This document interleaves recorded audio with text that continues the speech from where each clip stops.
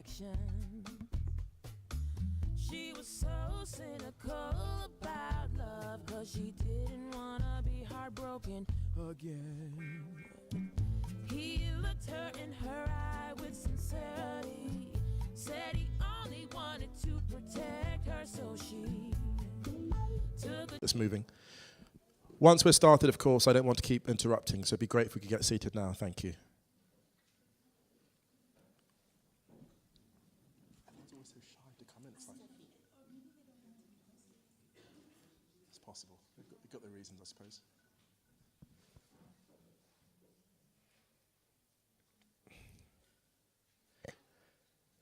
Everyone ready? Everyone happy? Watered and fed? Fantastic. Okay, so let's kick off. Okay, so we've got about an hour and a half. It's going to be plenty of fun, most importantly. Thank you all for coming out. Unfortunately, the title of this session is so long, I was unable to commit it to memory, so you have to bear with me. We are gathered here today to discuss the language of power, cultural dominance, economic needs, and the question of authentic African writing. All in 1 hour, and 15 minutes, hopefully, maybe, yeah. In the face of economic needs and the will to be successful, who do writers of African descent really write for today? And what concessions are they ready to make to sell well in Europe and the United States? Are awards like the British Kane Prize for African Writing, for instance, an appropriate tool to support African authors? Is there such a thing as an independent literature scene on the continent? And how can African literature claim to be authentic, that's in the quote marks, when art at the same time has to be appealing to Western readership? So, small question there to resolve in an hour and about a half. And to answer it, we couldn't be more fortunate. We are privileged, we are honored. I am privileged, I'm honored to be moderating, hosting, curating 3 of the most compelling writers, in my opinion, anywhere, not just of African heritage or descent, whatever you call it, but anywhere. We have the magnificent Amma Darko, the author of 5 novels, including the fabulous Between Two Worlds and Faceless. We have Elnathan John, the satirist, who used to be a lawyer, but who's now a fantastic novelist, who's got a great book out on Cassava Press, Born on a Tuesday, which is absolutely fantastic, based in Northern Nigeria. And we have Taiye Selasi, the author of Ghana Must Go, a fantastic book I read recently. I'd recommend it to all of you. Absolutely wonderful. And so, yes. Oh,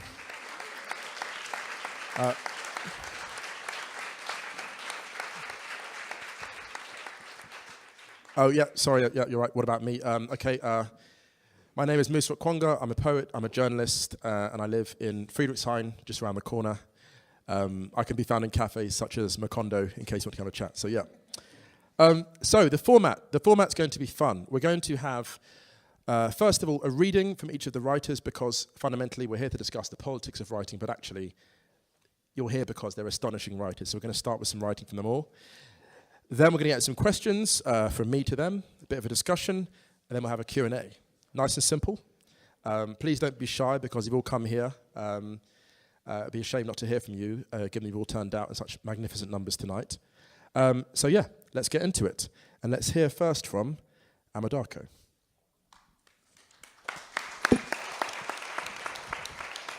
I turned 16 in a few weeks' time, so I need my glasses. 16. 6-0. Selasi. But you don't look it. Thank God. Okay, so this is just a short excerpt. Can everyone hear at the back? Oh, Okay. sorry, I forgot. Old age. So this is a short excerpt from my Vivita? You can't hear? I said, do you hear me now? Good. If I'm shouting too much, tell me to tone down. Okay. So there's an excerpt from my new book, Between Two Worlds. It's yet to be published in German, but there's an English session, so just a quick, maybe 5 minutes read. Basically, it's inspired by a true story, and it's the story of a love affair between a German woman and a Ghanaian man in the 60s here in Germany. This scene plays at the textile school where they met. It's in a town called Lauterbach. I don't know how many of you know there, but that is none of my business. Okay, so now I read. The students, old and new, were assembled in the auditorium waiting for the school director. Ursula spotted the 3 black students immediately. Everyone did. They could not be missed because they kept to themselves and apart from the rest. They could have come from America or Britain or France, but everyone knew they were Africans because there was already the awareness that a group of African students sponsored by the various governments had enrolled in the school under a special program with the West German government to receive training in various aspects of textiles education. Several of the German students who had never set eyes on a black person before, we're talking of 1962, please, who had never set eyes on a black person before stared at the 3 Africans in awe. Ursula didn't stir. She was only 4, going on 5 when it all happened. The episode with the black American soldier who stormed the doorsteps in Wiesbaden in anger, only to melt at the sight of Ursula and part with a bar of Hershey's chocolate to her. But some incidences in life entrenched themselves in the memory, no matter how young one was at the time of the occurrence. Of course, Ursula went on to encounter many more black American soldiers who were stationed in Wiesbaden and elsewhere after the war. But this was her first time of seeing Africans. So while she didn't stare, she stole glances.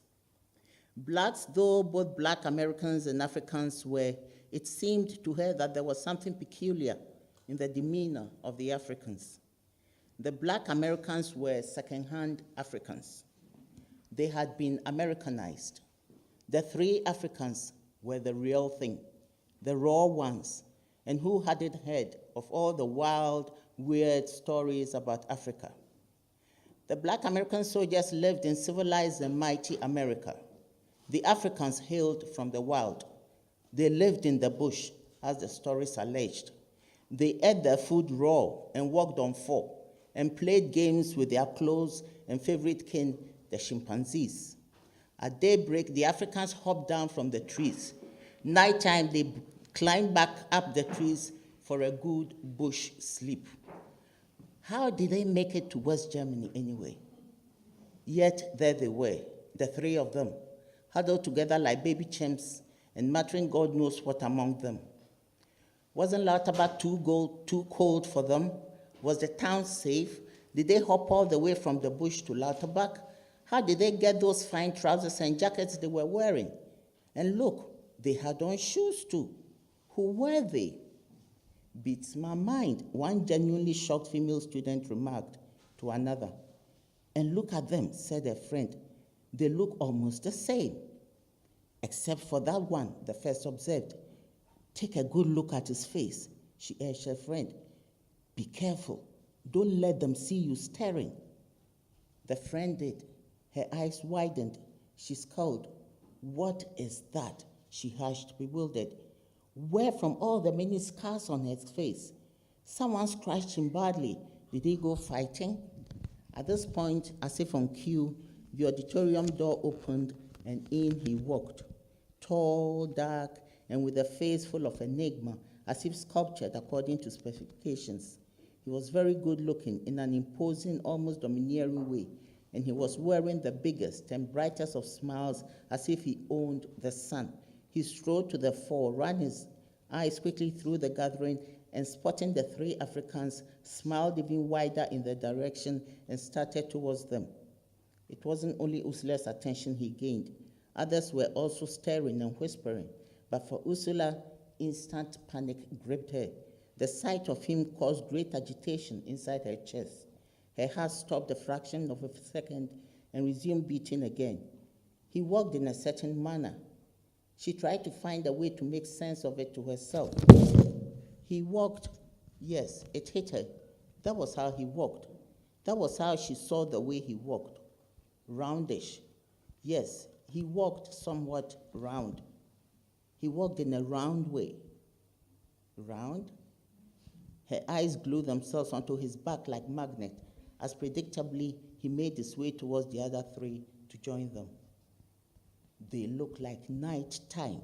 The two female students resumed their gossiping. Yes, the other agreed. Very much like the dead of night.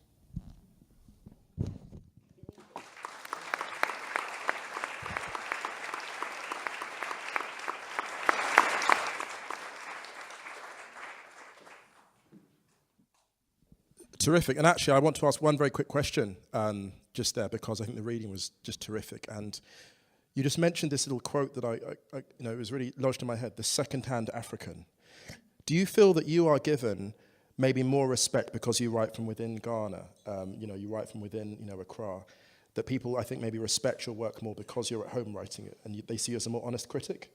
No, always with the microphone, please, sorry. I don't think it's got to do with respect. Back home, you do have your prejudices. Back home, we also have our mentality. It's like we joke about it, but we mean it. When you say you're from Africa, he's from Black American, the second-hand African. So I express what we think. That's why sometimes when people say, you don't live in Africa, or you write in the language of the colonial master, or you do this or you do that. The writing, every writer, something from within is in every piece of work that he or she does. At least that's my conviction, And things come naturally from the way that we interact with ourselves, our mentality, everything. And all that reveals itself in my writing, So that is what we think. We also say it. We don't mean it as something aggressive or something towards, African Americans or British Americans or whatever, British Africans of British of African descent. Yeah, it's just that among ourselves. That's also what we do, and what we write is what we do in practice. The reality now we portray it, and that's what we think. And I do think so too, that Black Americans are second-hand Africans. If you sue me, that is what I think. Well, thank you for the explanation. Also, it's a great slogan for a T-shirt as well, I think, so I might have that too. But yeah, thanks for terrific reading. We'll come back to you in a moment. But yeah, Taiye, can we hear from you, please? And this is from Ghana Must Go. What's the passage you're going to read us? Hello, everybody. Guten Abend. I will make it my business to ask if anybody here has been to Ghana. Oh, fantastic. I don't want the rest of you to feel judged, but you should get on it. Soon, sofort. This is from the end of the novel, this little bit. The novel concerns itself with a family with 4 children, and Sadie is the youngest of those children. In this scene, the father, Kweku, is dead, and the family has come to Ghana, as those of you who haven't been should, for his funeral. And there is a little dance that is presented to the family as part of the funeral rite, a dance in which Sadie, the youngest child, takes part. Bra, bra, bra, says the girl, palms turned upward. Please, sister, come and dance, please, I beg. She takes Sadie's hand, takes a little step back, making Sadie lean forward, then rise off the bench. The assembled crowd claps with delight at this progress. Sadie flushes red, shakes her head. No, I can't. She is seconds from weeping. She feels the thing building, the knot in her stomach, the accumulating bile. She takes a step back, but the girl pulls her forward, and she hasn't the heart to use force to break free. Her siblings are watching with what looks like a mixture of worry and encouragement, their eyes and smiles wide, as if watching a baby trying to learn how to walk, ready to spring to their feet when she falls. She doesn't fall. When they speak of it later, they'll say that a girl came to Sadie and pulled her up off of their bench, gave a little demonstration of the base two-step footwork, which Sadie repeated a few times herself, that the drummers, encouraged, started drumming a little faster, that Sadie kept pace to the delight of the crowd, and that before they all knew it, she was dancing in the clearing as if she'd been born doing traditional Ga dance. No one will know what it is in this moment that overwhelms Sadie, not even Sadie herself, as the insistent lead dancer catches hold of her elbow and repeats, tugging gently, "Please, sister, please come." She pulls Sadie forward, away from the benches. "Like so," she says, demonstrating the footwork. 1, 2. There are tears in Sadie's eyes that will fall if she doesn't, so she stares at the ground, at the girl's small, bare feet. 1, 2, 1, 2, 1, 2, 1, 2.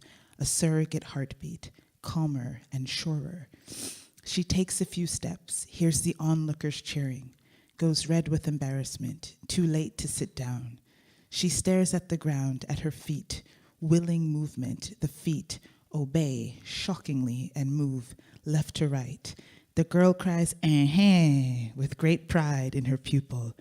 Sadie glances up as she moves. Yeah, like that, exactly. That was it. Yeah, like this.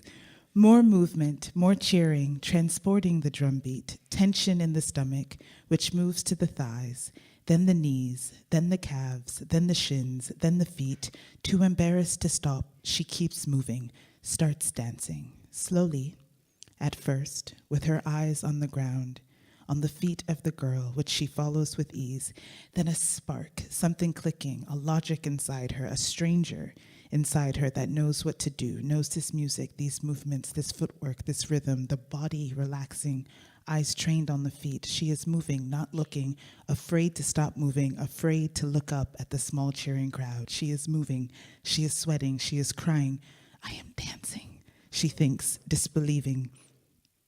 Unable to stop, stomach taut, thighs on fire, lid slack, hips in circle, shoulder up, shoulder down, around, foot out, foot in.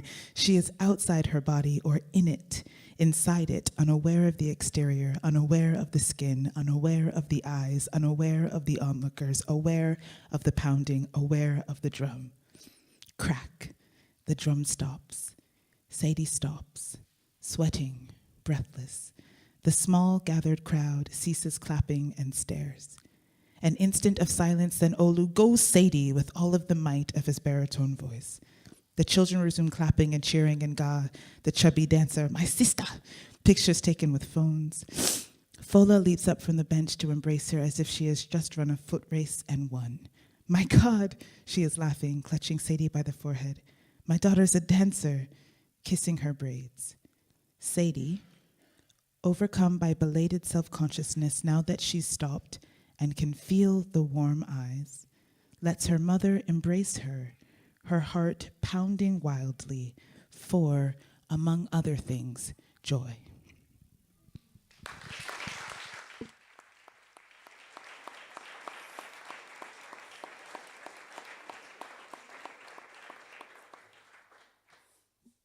Yeah, that's one of my, as you know, that's one of my favourite passages of the novel. I think it's terrific. Well, thank you. I'm blushing here. And again, I mean, that piece of work, so kind. One thing that struck me about all of your work is the extent to which you really research and get inside the heads of the characters. One thing that Amma's great at, for example, is going around, Accra and actually going to the areas and researching very well, the characters and the backgrounds they've got. That piece to me was extremely lyrical, and it felt like you were kind of witnessing it. How much did you have to dig back into childhood memory for that? How much did you have to research that? Was something that came instinctively to you? How did you sort of come back crafting that scene?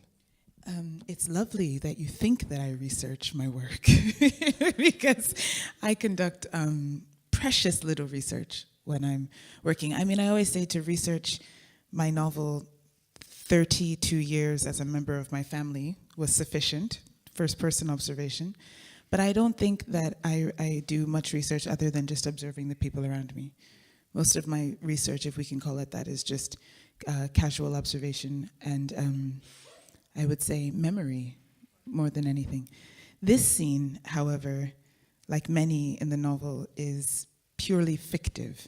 It's invented, and it came to me from the same place whence come all of the work of my imagination, which is I don't know where. I quote often the singer-songwriter Leonard Cohen, who, when asked, "Where do your songs come from?" said, "If I knew where they came from, I would go there more often."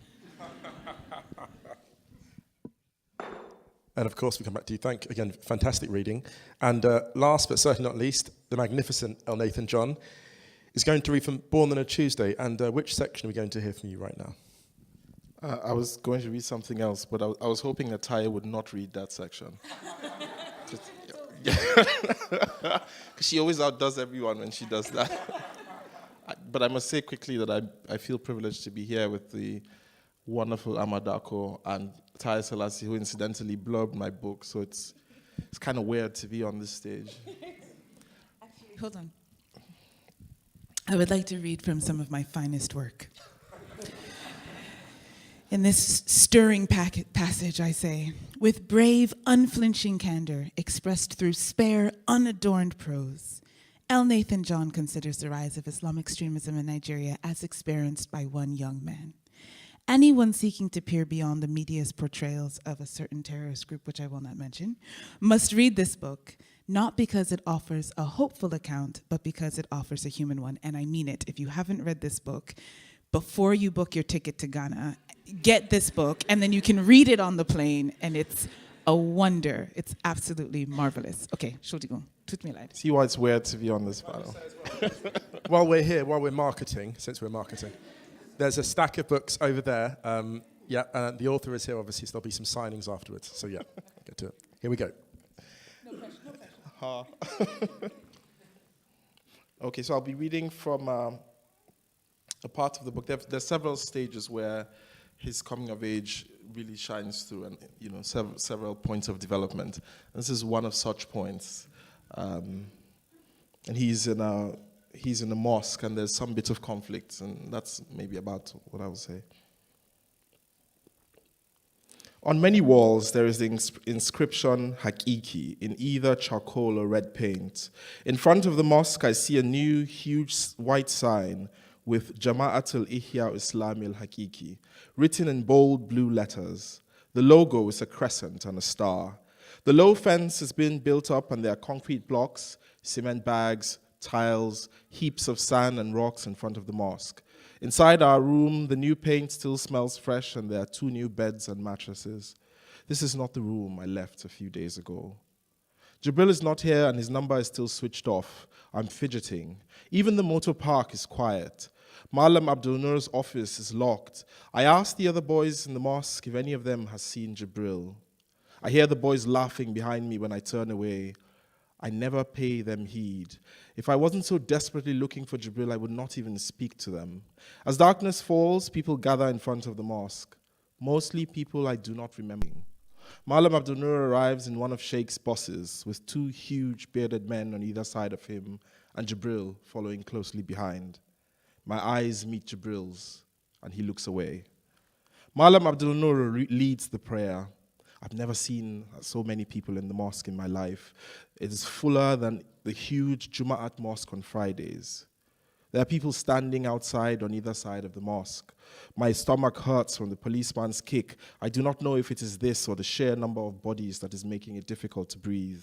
The 2 huge bearded men are standing guard and not praying with the rest of us. They are scanning the crowd angrily, grinding their teeth as if to scare anyone planning on attacking Malam Abdul Nur. No one moves after the prayer. One of the bodyguards brings him a chair while Jibril sets up the microphone. It is as if everyone knows something that I don't.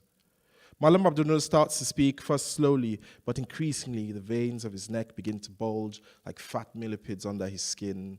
He starts with a sermon about shirk, about how to worship other persons apart from Allah. There is nothing worse than shirk. And in this matter, some Christians are better than the Shiites. You know, there are some Christians who don't elevate Prophet Jesus to the position of Allah, and they believe that there is no one worthy of worship but Allah. They just don't call him Allah. Surely then the Shiites who set up gods in opposition to Allah are worse than Christians. Allah says in the last verse of Surah Al-Fath, Muhammad is the messenger of Allah, and those with him are severe against disbelievers and merciful among themselves. All around there's silence and you can hear people breathing. The only thing that breaks the silence is the thunderous sound of Allahu Akbar that follows. There are goose pimples all over my skin. Malam Abdul Nur is in total control of the crowd. He starts to cry when he talks of our brothers who were shot. He's wagging his finger. He's crying. What have we ever done to the Shiites? What have we ever done but be merciful to them? We do not even follow the command of Allah to be severe against them. But how do they repay our mercy? By killing our brothers, by shooting our sheikh on the very day of the launch of our movement. But they cannot stop us. They cannot stop Jamaat al-Ihya Islami al-Haqiqi. The crowd roars and begins chanting, Haqiqi, Haqiqi.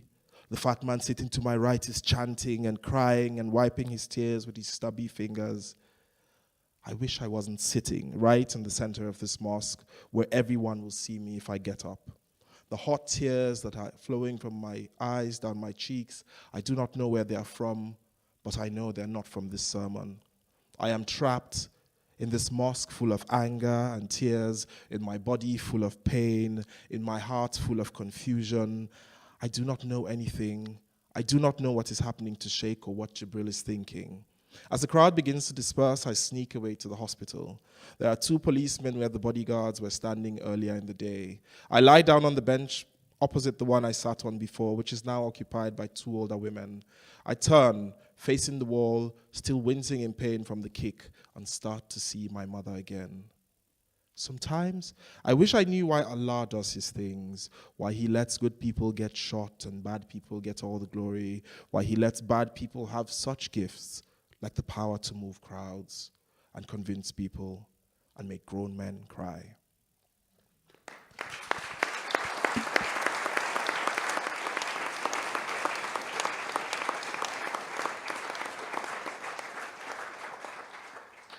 I know it's a bit cheesy, but a round of applause for all our readers again, because that's as good 3 readings you're going to hear anywhere this year, I promise you.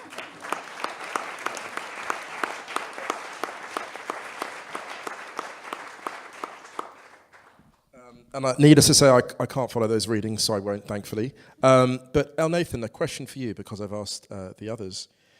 The world you're describing in your novel is one that is particularly unknown, I think, to a lot of readers. They're becoming to quite fresh, the nuances of being Shiite and that whole sort of community. How challenging did you find it? Because it's quite a fast story that you tell. How challenging do you find it to get that much exposition of this sort of unfamiliar community across to the reader, while at the same time telling a fairly quick story? How did you manage to do that? I think that one of the things I tried to focus on was empathy for the main character, and empathy for the general idea that I had. So for me, when I was speaking to one of the people who inspired the story, a young Almajiri, a student of Quranic education called Antala, I listened to him and I realized that his story was one that no one first knew, but no one was willing to know. And that all he was a number, in this crisis. And so for me, I thought it's very easy to do the statistics. There's all of these, for example, Boko Haram statistics and analysts and all of that. They do hard facts. But people often forget the humans involved in this crisis, and that they are not people that need to just be helped, or people that need to be pitied. They're not just that. They're not one or any of these things. They are complex human beings like anyone anywhere in the world. They have hopes, aspirations, dreams, they have desires, they have fears, and that their story is as valid as anyone's story. The same way we would do a big Hollywood movie about some sniper who was just killing people in Iraq, and people think it's a compelling story. There's this young man who is moving from mosque to mosque looking for a father figure, and his story is as compelling as. And so that was the motivation while I was doing all of the research, of course, that was necessary for this kind of story, because some stories, you can feel, some stories you must actually understand what's going on. Otherwise, you write a very ignorant book, because I'm dealing with real issues, Shiites, Sunnis. You have to understand the difference between these, and not just the difference generally, but placed in the cultural context of Northern Nigeria. That's a very specific context. And if you don't understand this, then you risk writing fiction that's just useless.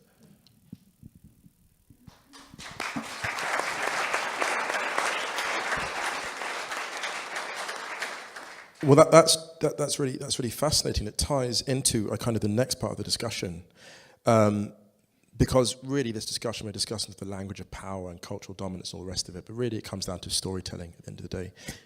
And I was wondering, as kind of a first sort of general question that you can all answer, and kind of going from you to back to Elnathan, do you ever feel pressure as African writers to tell a particular type of story? I mean, we just heard from Elnathan, who mentioned, a story that no one was willing to know. I'm wondering to what extent you feel a responsibility to tell these sort of untold stories.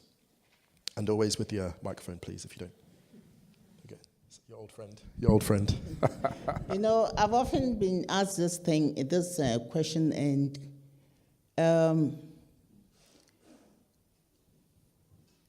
look, an idea for a story. Everyone is an adult here, except the baby there who does not understand. Is like sperm. Yeah? I mean it. It's like sperm. S-P-E-R-M. Sperm. An idea is like sperm. It can come from you. It can come from a quote. It can come from somebody. It has to fertilize a creative egg. So the sperm can do the work, or it can fail to do the work, which some sperm do. Unfortunately. Fortunately or unfortunately. I'm answering this way because I used to go round, trying to be polite, and the day I used this expression, it clicked. And since then, I've realized that you go straight to the point and hit the nail right on the head. So that is it. So it does not matter. That is why it sometimes it does not disturb me, but I feel it's a bit unfair when people go like, if you write, you have to write in your mother tongue. If you write in the language of, what is that? If it does, or maybe, the idea that you have, the idea is not authentic African. You want to put my creativity in a square box like that. Hit here, when you reach here, you're not supposed to go beyond it. Who told you can tell me the way and the colors in which I'm supposed to be creative? You do not have that right to. And I as I said, and this labeling, and nobody faces all these scrutiny than an African writer. You write, you do not write like a. I am an African. My writing is from somebody who was born in Africa. How you term it, the terminology, honestly, I don't care. So you take what I give you, or you leave it. Simple. And so. Yeah, I think That was awesome. That's terrific. Okay. Well, we're coming for more of the same, of course. I mean, you're basically box office at this point, so definitely coming back to you. But thank you. Taiye, same to you. I mean, I can only say the same thing in less fantastic words. That's the same for all of us, quite frankly. No, yeah. I think we're all in perhaps slightly boring agreement for the audience. Insofar as you say no writer is more scrutinized than an African writer. I would argue no writer is more scrutinized than an African writer in the diaspora because we are sometimes called secondhand by people we love. I know you do, but I love you anyway. I'd be sorry to be really rude and slightly mansplain, but I was going to... Don't mansplain. I won't mansplain. Okay, I have really strong arms. It'll hurt. When I know, that's why okay. I'm actually... No, I won't. I thought I was beyond arm's length. I didn't think you could reach me from... But also I was going to say, maybe also, like, I know you've mentioned in interviews before about being an African woman from the diaspora, and as African women, like, is there an extra level of scrutiny that you get as... It's funny that you should I'm sorry to that. ask, but I just thought I'd No, ask. das ist eine gute Frage. Because I last year wrote, I wrote an article in The Guardian, which was called We Need More Names, a reference to the wonderful novel by the Zimbabwean authoress Novailete Bulawayo's We Need New Names. So I said we need more names because in these recent times, we've heard a lot about a sort of new wave of African literature. And there's certainly, we follow in your footsteps, Auntie. There certainly are a number of writers of African descent who have come into global prominence. And by global prominence, let's be frank, we mean who have been published and gained attention in the West, because this is oftentimes the path to global readership, for reasons that we can discuss later, but for reasons that are not the fault of the writer, wherever he or she may find him or herself. And so I wrote this article saying that when I looked at the list of these African novelists, which all told numbers about 40, that when I thought about it, 40 people coming from a continent of 1.1 billion doesn't really seem like a wave, it seems more like a trickle, I said. And what's interesting about what happens to the writers on that list, especially if they are in the diaspora in some way or another, because I think right now with expats and repats, you can kind of be both in and out and half in the diaspora, but let's say you've left your parents' country for an extended period of time, and let's say you speak with an accent kind of like mine, you are subject to a kind of scrutiny that I argue threatens to make your creative work into anthropology, or to assume that you are writing explanatory ethnographic text dolled up as literary fiction. That assumes that even though you call yourself a novelist, in fact, you're just a sort of uncredentialed social scientist trying to make a point about the politics of the country in question, et cetera, et cetera. And the worst thing about this, to come back to your question, is the extent to which it is African novelists and writers themselves who levy these critiques against other African novelists. And even more notable is how often it's African male novelists who critique African women novelists for their choice of sperm. And it's just laughable without... Please, yeah. I'll just quickly, can we just hear from you on that? Because I'm interested to hear your...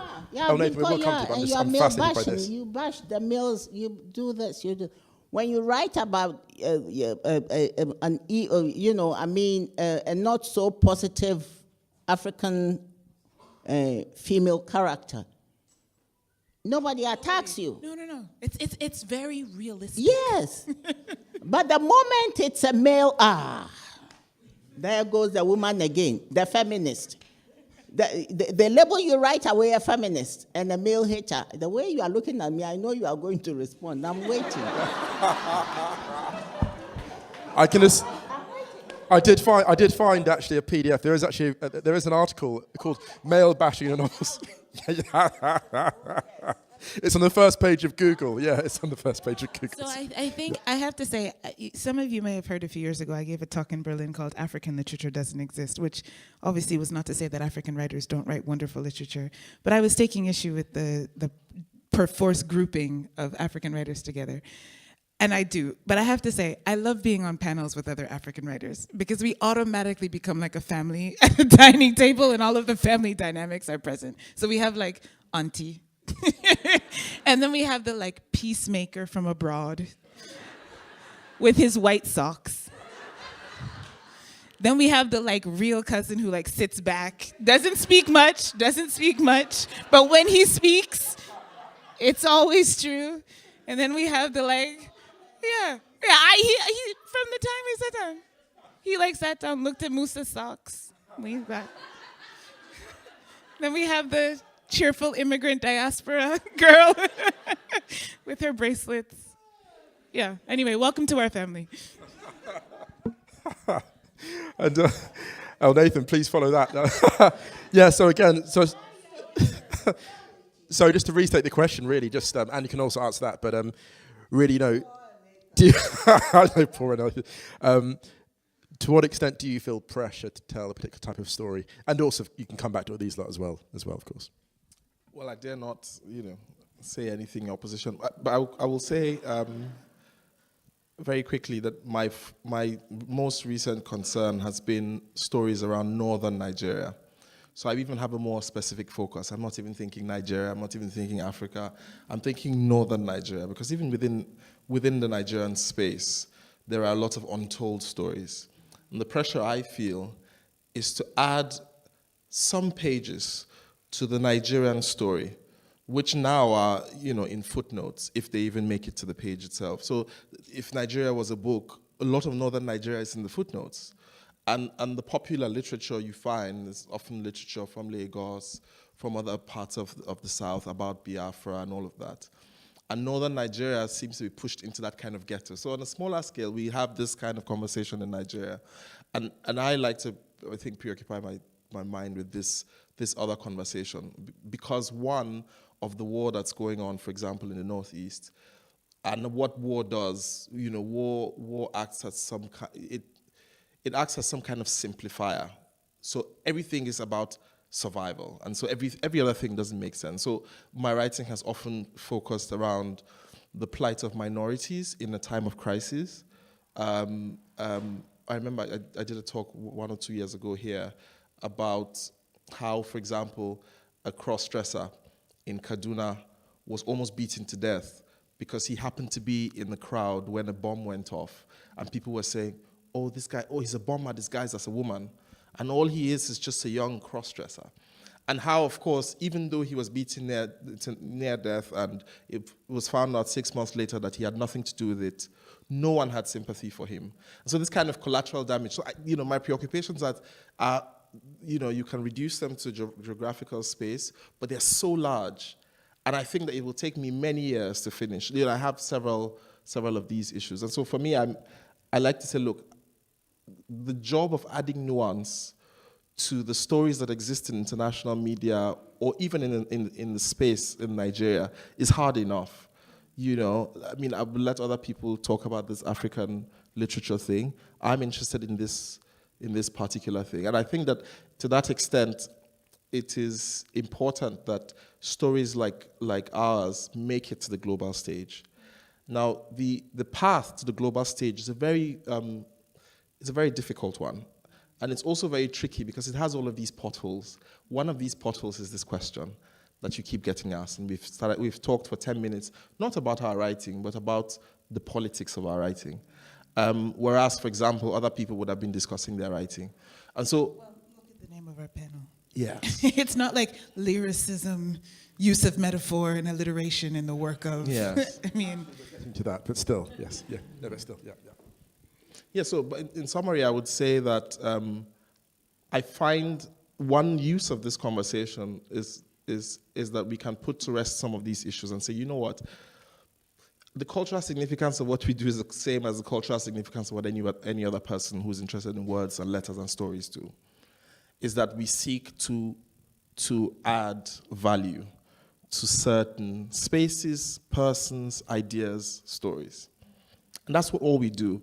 We're like people holding shining lights into probably dark spaces or into not so bright spaces, and hoping that somehow maybe the silhouettes that fall against the wall will be, defined enough for people to make meaning out of it. And so all of that process is a very difficult process. And so this is where I put my energies.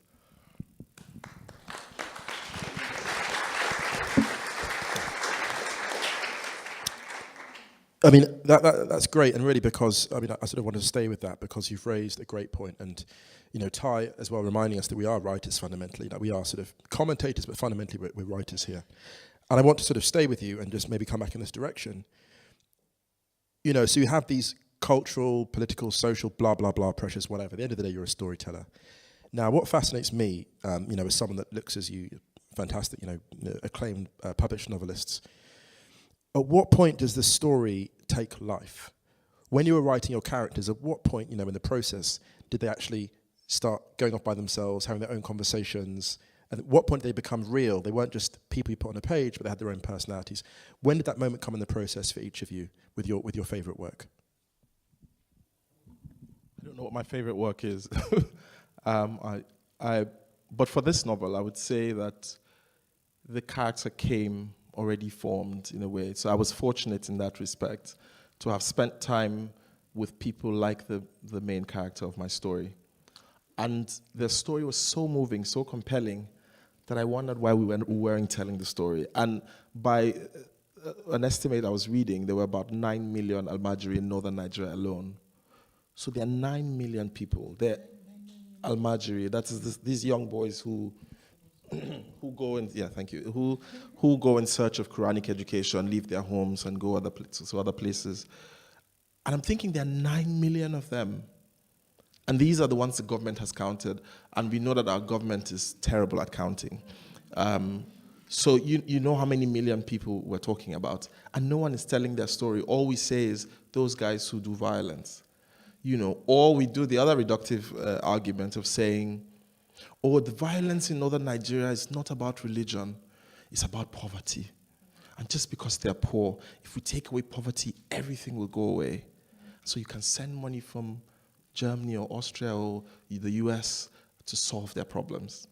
And, you know, actually, my aim is to show that things aren't that simple. And so for me, the character came already formed. And all I needed to do was to ask, in what new ways can I see this character that I already see now? What are the various levels in which this character manifests to me and to other people? How can I show empathy to this character in my novel? And how do I remember that even though what I'm writing is fiction, I owe a duty to this character that inspired me to be true to not just the story, but to the feeling, to the mood that I experienced when I was with this person. And Taiye, I suppose I'll ask you the same question. At what point did the main characters become real to you? But also just because, I don't know how many of you in the audience are writers. Hands up who's a writer here in the audience. Okay, so apart from, maybe there's some shy ones who haven't got their hands up, in which case there's probably, the whole room are probably writers actually.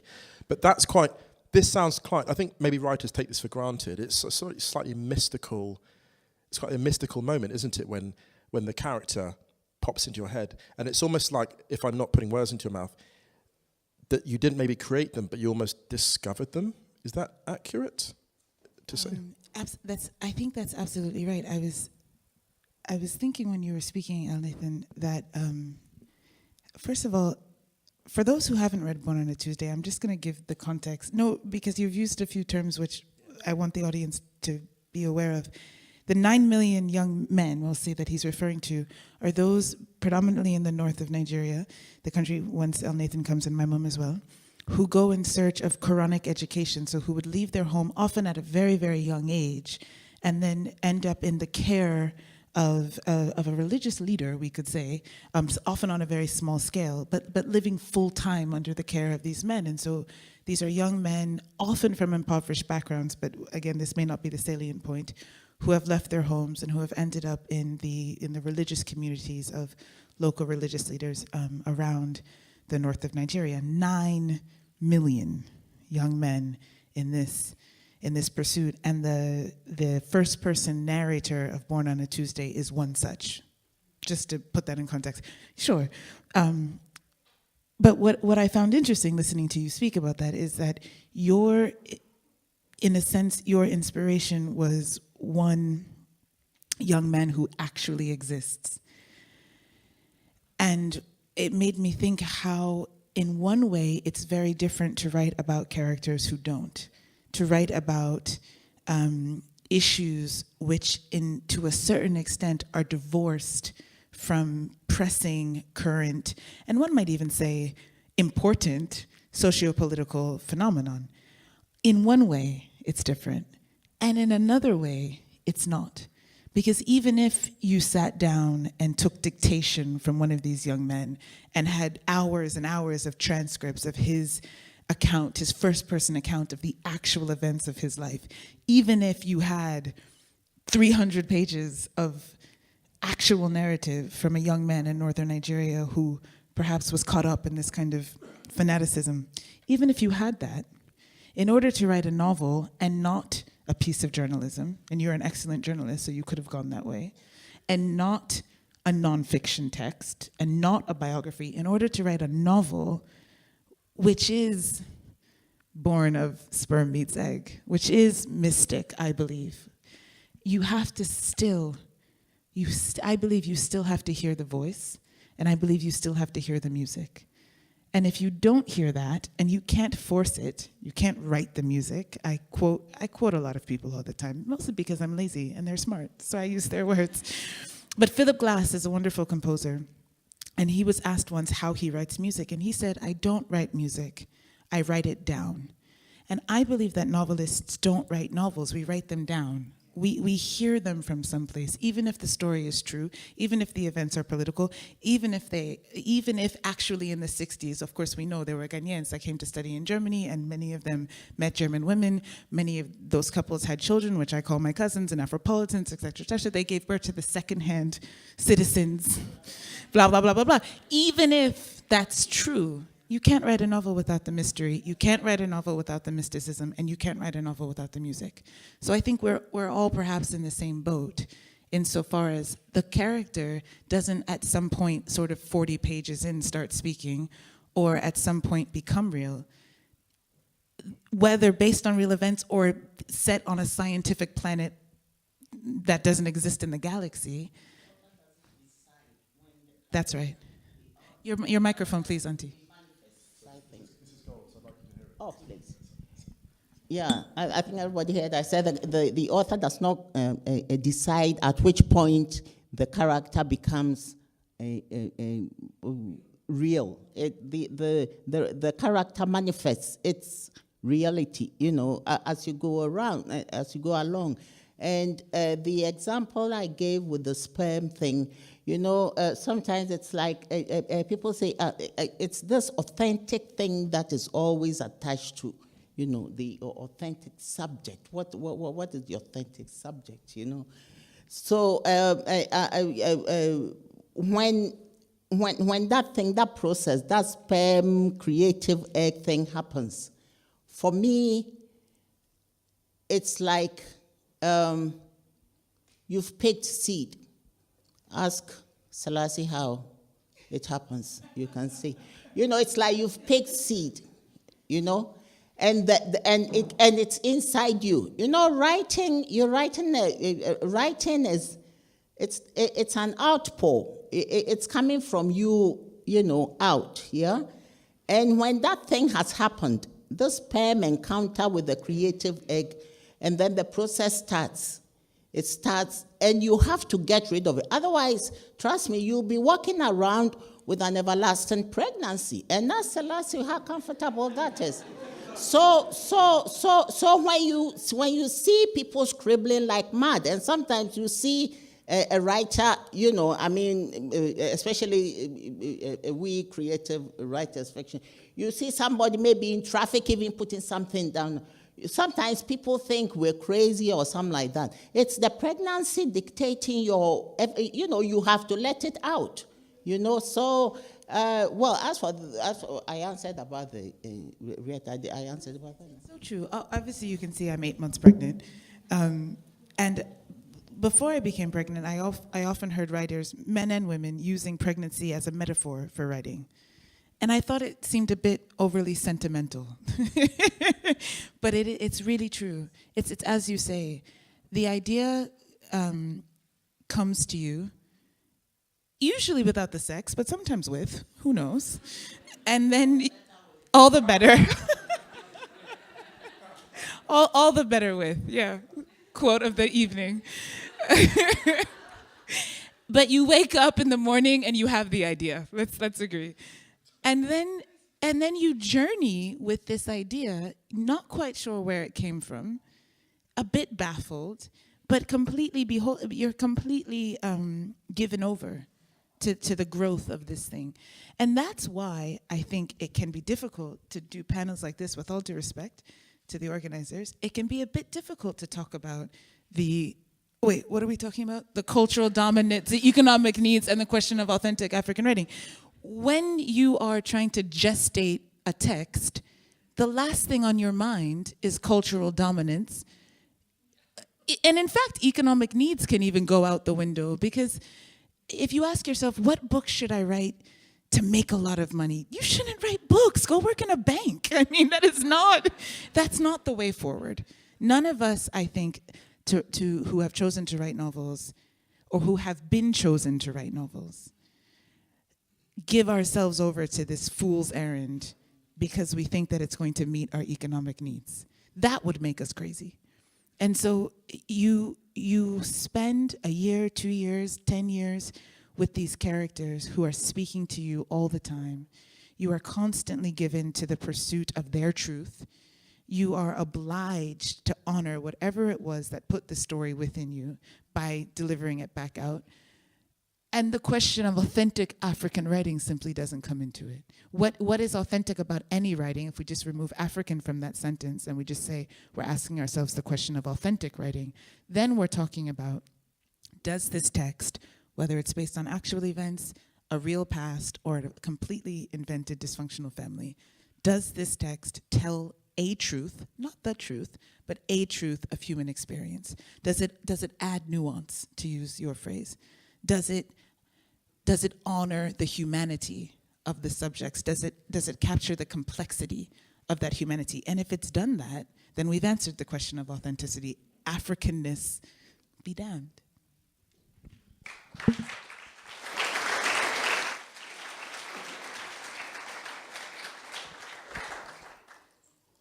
I mean, this is terrific. And Why don't we ask him a question? Why is he asking us all the questions? because I'm the moderator, and I've. That was the rule. Whoever's got the beer asks the questions. That was the rule. You can ask me a question if you like. I mean, I'm not shy or anything. Okay, I understand I'm pregnant, but why did you get beer and we got water? I got here early before it ran out. Oh, okay. Yeah, that's the. Well, yeah. I didn't realize So I should have asked. if I could add something, I mean, I probably just want to mention some realities that we all know. I mean, once you get into this circle and you start this business and you get an agent or a publisher, then at some point some things become clear. For example, like what a publisher wants.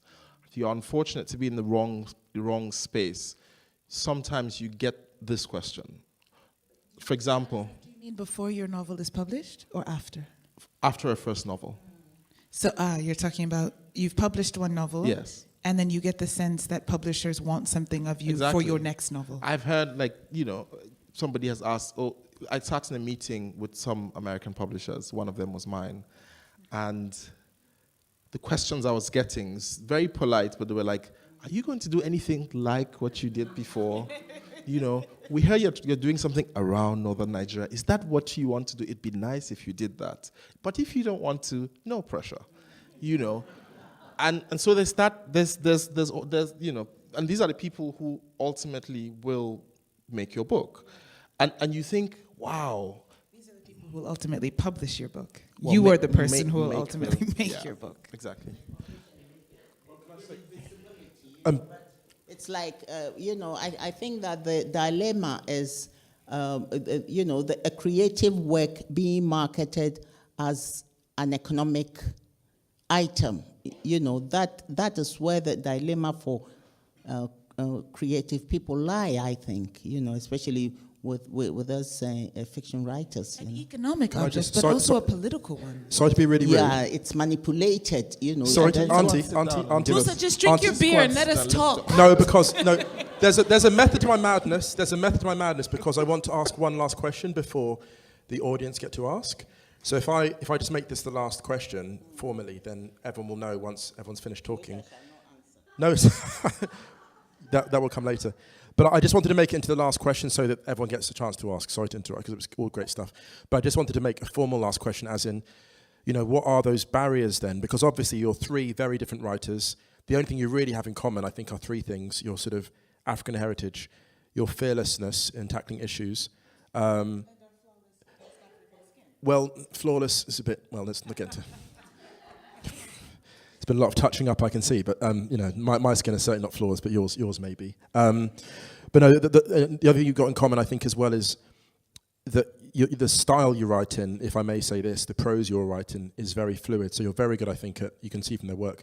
You really avoid purple prose. You skip very quickly over passages where a lot might get bogged down in detail. You're very good at that. So the last question I had for you before we open it to the floor to formalise that is, what are the particular barriers? What are the specific barriers that you faced in getting your work out there, first novel, second novel, the rest of it? And what do you think can be done to help writers like you, both who are well into their careers, but those at the beginning as well? Sorry to, yeah. Yes, please. No, it's a great question, Musa. I'll just split it into two parts. Part of the sort of pressure, I would use even more than barrier, that we face is the same pressure that every creative in any field of any ethnic background faces. So if a director, if a white, male, dominant culture director makes a film and it does well, the studio will ask that director to make a similar film again. This is just part of the economic imperative that goes behind the creative industry. So there's that. There's your first book about terrorism in Northern Nigeria did well. Anything else to say about terrorism in Northern Nigeria? And you're sort of like, I put it in my book. The pressure, I think, unique to the African writer, which I find is also shared by the Indian writer. I've seen it in conversations with Japanese writers, let's say with most writers who are not considered white. This unique pressure is that you are asked to write about an issue.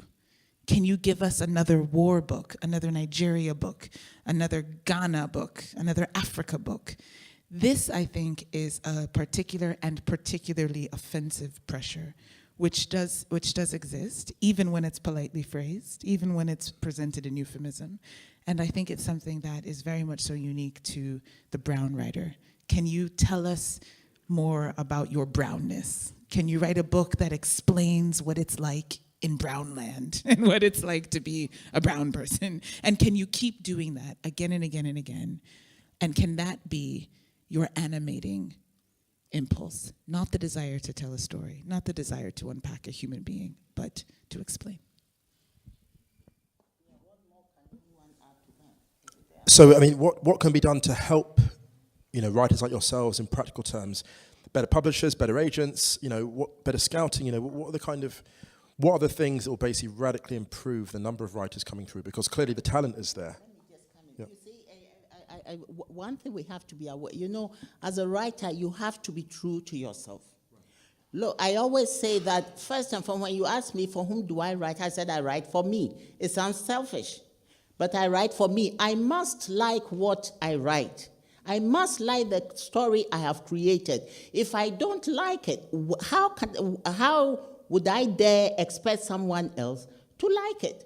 So first and foremost, I write for me, and I should like it. If I want my reader, a person reading it to laugh, I should be able to laugh at what I have written. If I'm not laughing, and that is my intention, and I expect somebody to do, I'm being untrue to myself. So I think that not to be on the side, that the sensible thing any writer should do, be true to yourself, because as I said, and it is true, and Taiye has, supported this, it is, the writing is inside and comes. You don't know from where do you imagine the words are Gesundheit? From where do you get the ideas? No, we cannot explain where it comes from, the inspiration. Where does it come from? Why do I string this word after that? This idea of you cannot explain, So you have to be very careful and very truthful and very honest with the work that you do. And then anything that adds to it is a bonus. And then you'll be more appreciative of it. Thank you. And Elnathan, what would you... To the practical question of what can be done, I think that in general, to avoid having to keep answering this, I think that especially back home, we must take means of production very seriously. And the person that owns the means of production often shapes the narrative. And at best, you can be reactionary and try to change the narrative or remix it or add your voice to it. But if people own the means of production, then you will keep fighting. Whereas other people will be freely writing their stories. You may be succeeding, but a lot of people will fall by the wayside. A lot of people will write that novel and, do everything their white editor says they should do. A lot of people who do not have the power to negotiate will fall into terrible contracts, that will exploit them for a long time. So are you suggesting that we need more publishing houses? Yes, we need more publishers on the continent. We need more editors.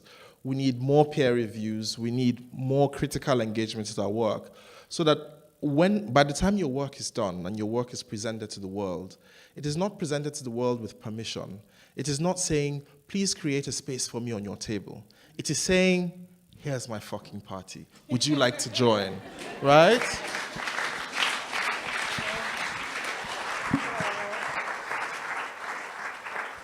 On that spectacular note,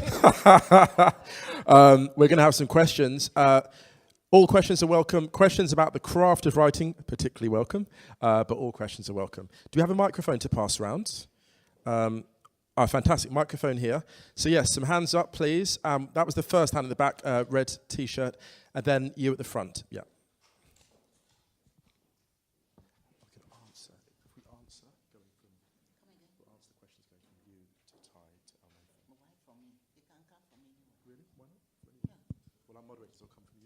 Hello, my name is Matida from Zimbabwe. You talked a lot about, if I understood you right, as writers you are vessels of stories that come through you and you jot them onto paper. It sounds like a very spiritual experience. How do you feed your soul, or how do you feed that channel that lets you write? Does that make sense? Can I have Amma, please, since I'll pick on Amma again, if you don't mind. What is it? Is it a spiritual what? She said writing, the way you describe it as receiving the work, it sounds very spiritual. So she's asking, how do you feed yourself? How do you feed your spirit? How do you feed yourself as the person? How do you? It's like for me, it's like asking me about faith.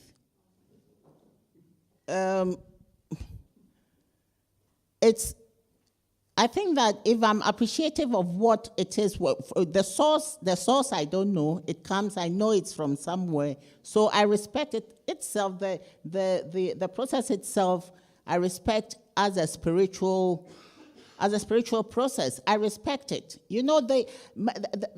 My writing for me is, the word is gone.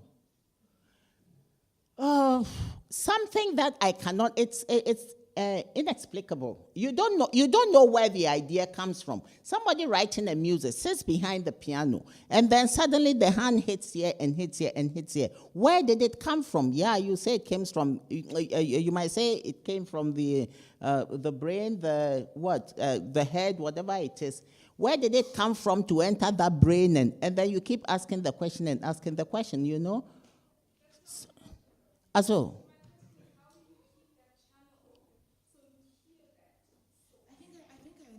I think I understand your question.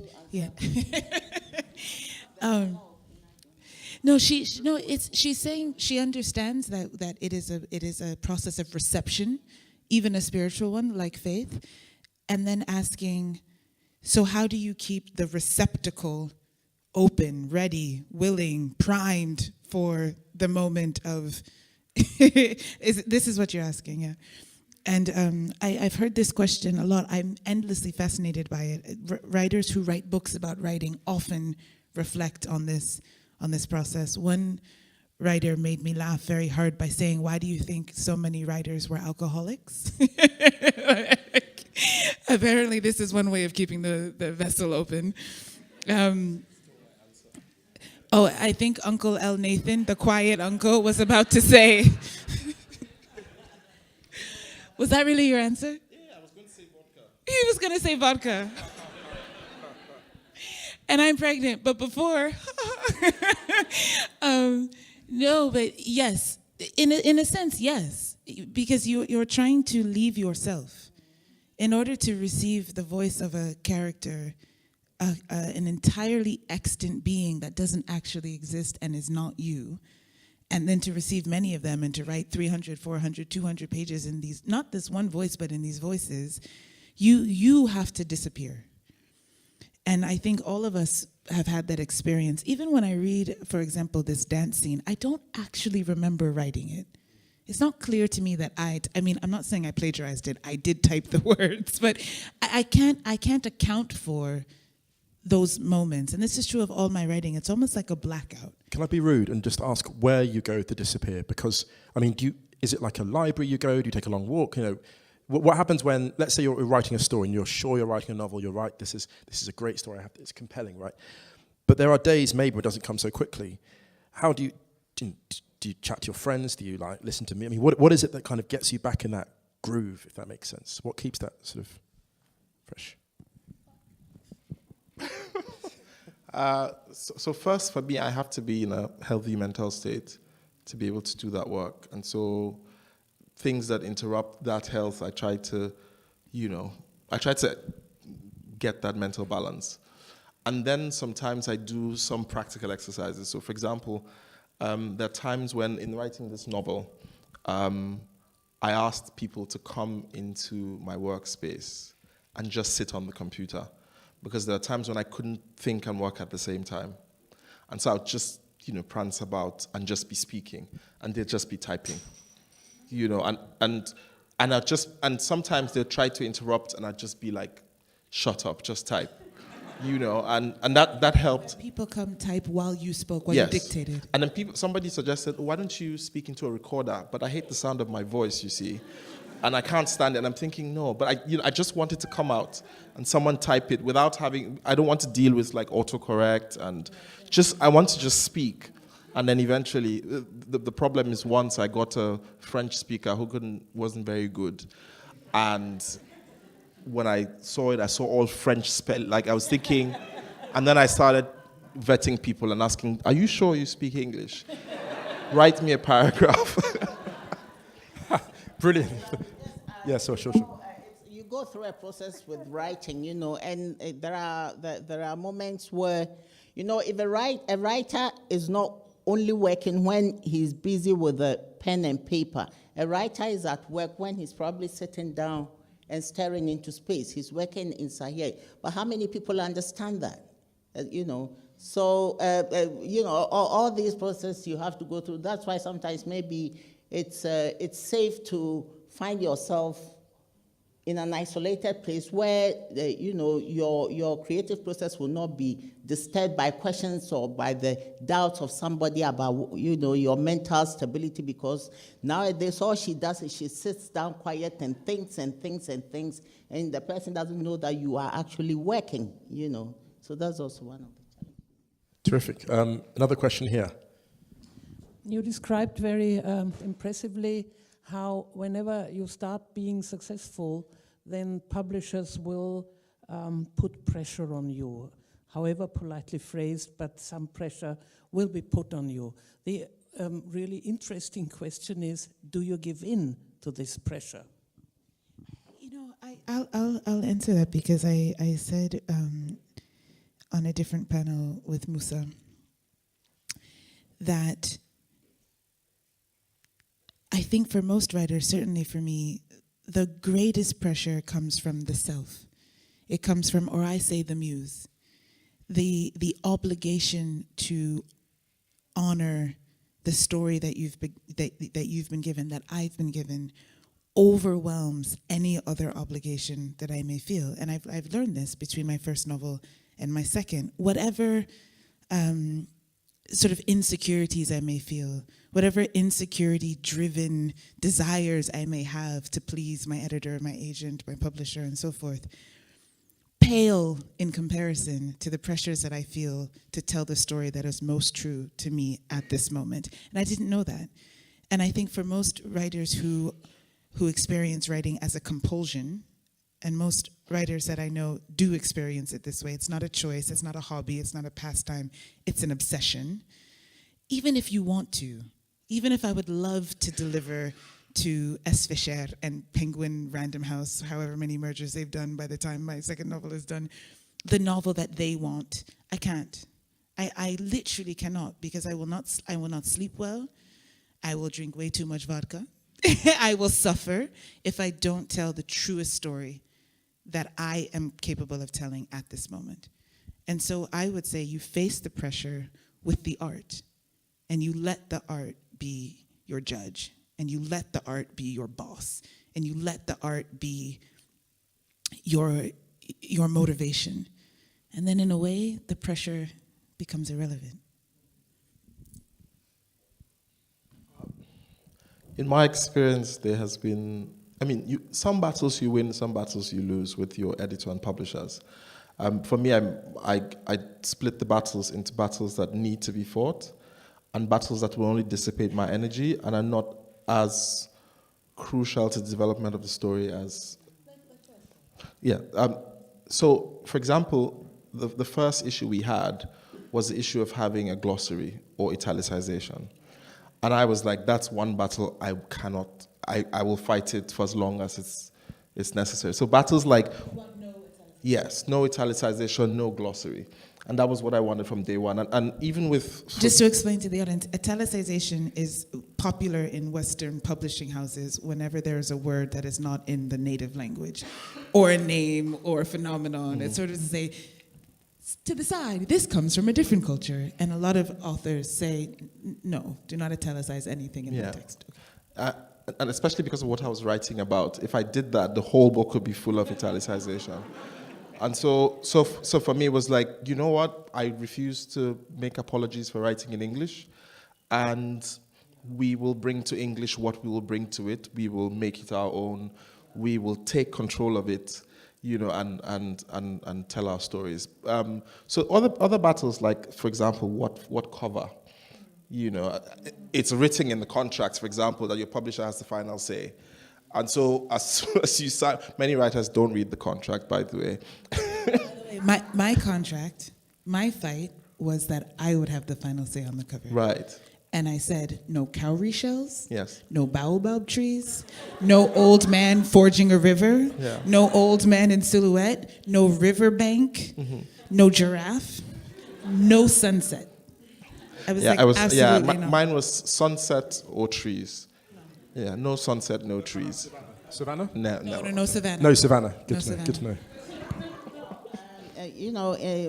The earlier panel, one of the members mentioned something, about my first book, the success of my first book, and the not so successful, follow-ups, And that's the typical situation you refer to, when I wrote Beyond the Horizon, became such a big success, and there was pressure on me to, write a sequel to it.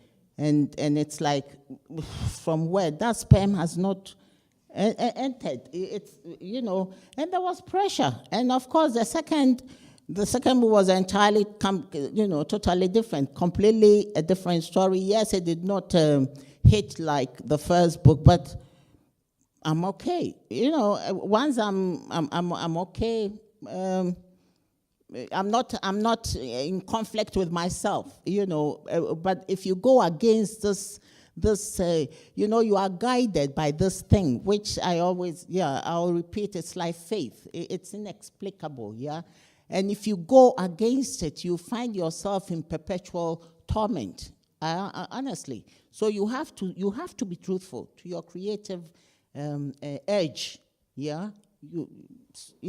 That's great. We've fantastic. We've got time for a couple more, if that's all right. So you can have two more hands very quickly up. I saw a hand here, and I see a hand here. Yeah. Sunglasses. I got the mic already. Yeah, no.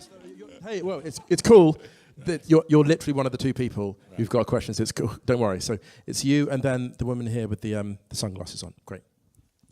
All right. I actually am not going to ask a question. I would just like to add something to the answers given to the first question posed by the lady sitting right next to me. And that's about feeding that channel. I think...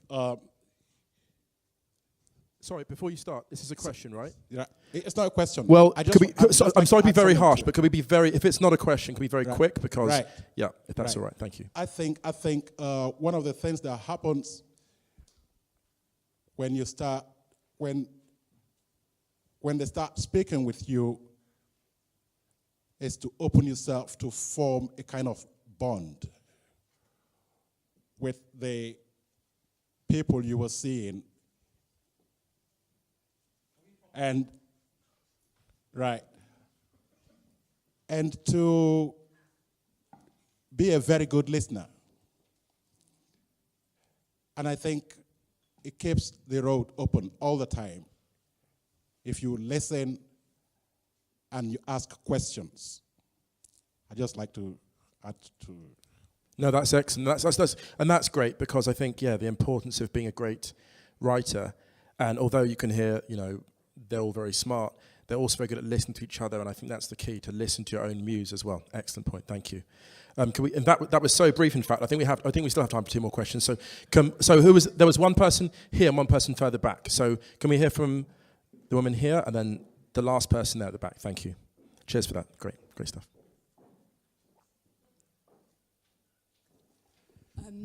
Hi. I think any writer would agree that authentic is probably the core motivation for what and how, and all the questions that are connected to how you produce your work, your creative work. So that being responsible for the content, the inside of the book, when I go over there and look at book covers or go into a bookshop and often feel that the covers really do not do justice to the authenticity inside the book, how do you cope with that? I mean, you've briefly talked about maybe 2 or 3 no-nos that you will provide to the publisher. However, sometimes I look at covers and I think that I wouldn't go near it, regardless of what's inside. And they do not do justice to the intellect and the storytelling that's inside. That question. Thank you. How do writers cope with terrible book covers? it's in essence the question. In simple terms. I learned after sort of translation number 15, cover number whatever, by trusting your readers. So there are readers who, as the saying goes, judge a book by its cover. And to a certain extent, I am too. I still go to bookstores. I have a Kindle, but I love bookstores. I go a lot here in Berlin to Dussmann, and I just walk around for ages. And little things grab my eye. But if I'm actually not going to read a work of fiction because of the work of a cover designer, then I'm probably not the reader that I, Taiye, am writing for. I've read the works of everyone on this stage. These are dense works dealing with complicated themes in not the easiest prose.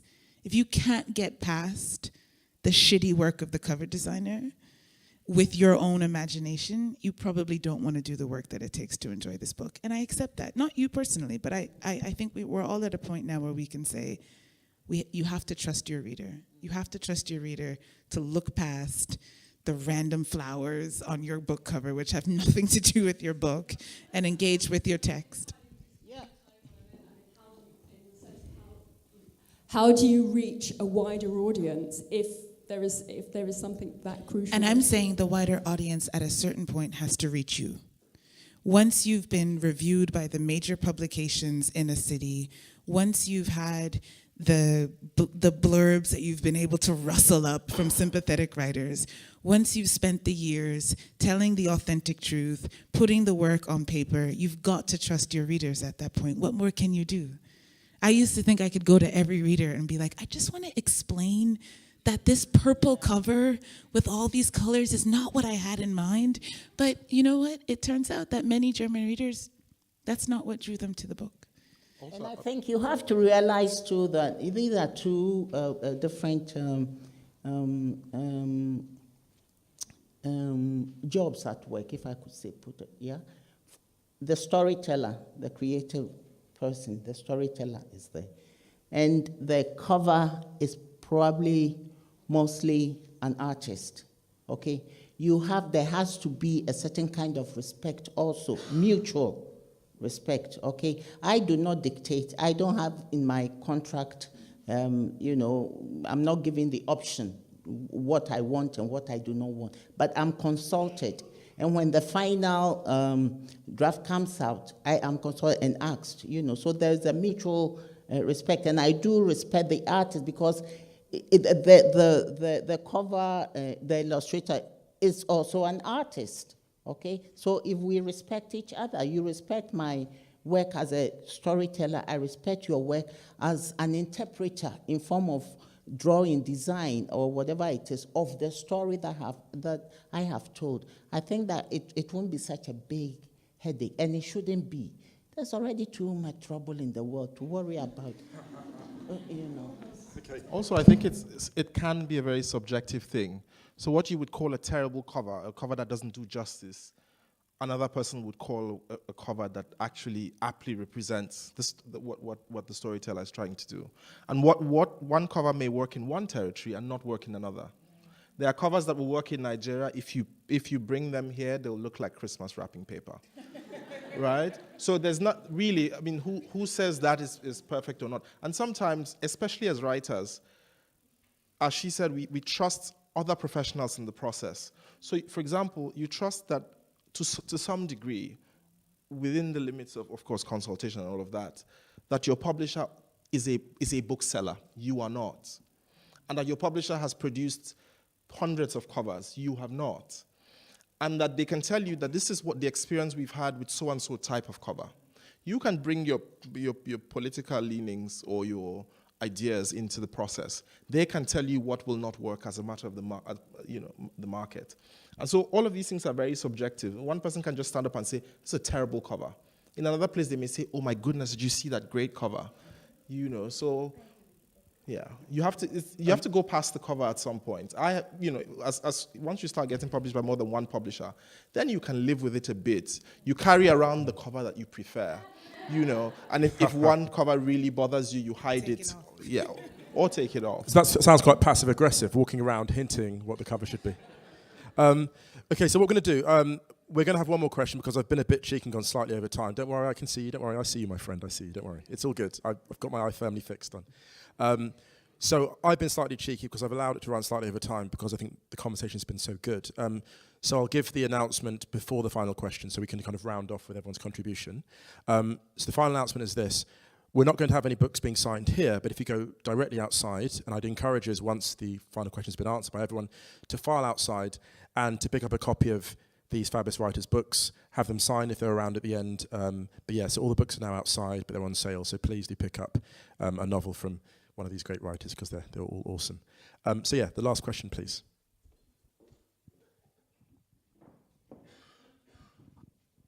Thank you. There's just something that Elnathan John said that was quite interesting. You mentioned that you normally get people writing you to type out what you want to write, and then you would then say it.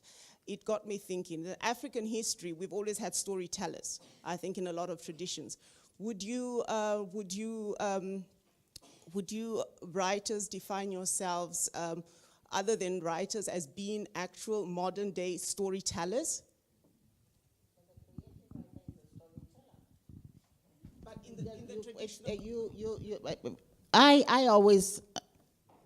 acknowledge that I am a storyteller. I mean, what do I do? It's just that it's the means of sharing my story. It could be oral, as in the in times gone by, but of course now you do it written in order to reach a wider readership and all that, you know.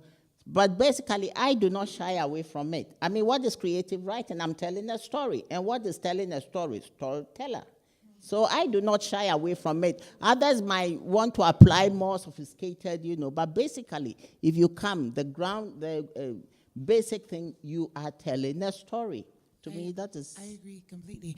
To perhaps address the focus of your question, which I believe is on the orality, in a sense, of the literature we write, I don't have people, French or otherwise, who type out my work when I'm writing, but I'm now thinking perhaps I should find some. But I do read my work out loud. It's really the only way that I can properly edit it, and I've sort of given myself over to that more and more as I've gone deeper into my practice, if you will. And now I read, and I mean all 336 pages of Ghana Must Go, I read them out loud. And I do it now. And I'm discovering that, in a sense, I think I completely agree. We are storytellers. I've learned of myself, though, that my prose exists in two dimensions. One of them is on the page, which I think is a space, a sacred space. I'm definitely someone who believes in the inherent sacredness of text. And that can only be experienced in the voice in your head, which I can't hear. So the way any of you have read Ghana Must Go is an absolute mystery to me. I have no idea at what pace you read it. It's as if I wrote a song, but I don't know in which key you sang it. I don't know what tempo you used. I don't know if you had piano accompaniment or big band. I have no idea. I can't hear the voice in which you read. And so I have to allow that to be an intimate experience between the reader and the work, in which I'm actually not involved. And then the other space, completely discrete, is the space of orality. And I am convinced that this very much so comes to me from the oral tradition of my parents' cultures, which are Yoruba and Ewe, because I grew up listening to stories. And I grew up listening to stories told with a certain cadence, with a certain rhythm, and not just from one culture. I think many of you have heard me say I grew up studying Latin epics, which were traditionally, you can read them out loud, you can hear the meter. I grew up listening to my mother tell Yoruba fables with a very particular cadence, and then there was a storytelling that happened along with music. And so in this completely separate space exists another dimension of my own writing practice, which I'm sure you hear it when I'm reading. For me, it's much closer to music than it is to prose or to literature. And I'm aware that the same text can live in both spaces, and I give myself, as a storyteller, freely and equally to the two. So in teaching creative writing, I do workshops every year. One of the things I do is I separate, of course, the class into mood, tone, blah, blah, blah, all of that, characterization and that. Some of my favorite things to teach are mood and tone. And sometimes we do the reading out exercise where I have certain books I have for mood, I have certain books I have for tone. And it is immediately evident what mood is captured in what space. And you can only hear that if you read it aloud. And you know, this is where I appreciate the whole issue of oral storytelling, and sometimes the importance of, as you do, reading your own work aloud. Sometimes it helps me if someone else reads my work aloud. Because then, because of the mental, I have this mental attachment, so I can stumble over the words or read them the way they were in my mind. But if someone else reads them, I'm interested in finding where they stumble. Where do you get this army of people who like read things out loud, write your right? Should I become a teacher? Is this I offer them free vodka. I'll come read for you. On that highbrow note, on talk of free vodka, we must sadly bring this wonderful panel to a close. But no, please, a round of applause for each of the wonderful contributors.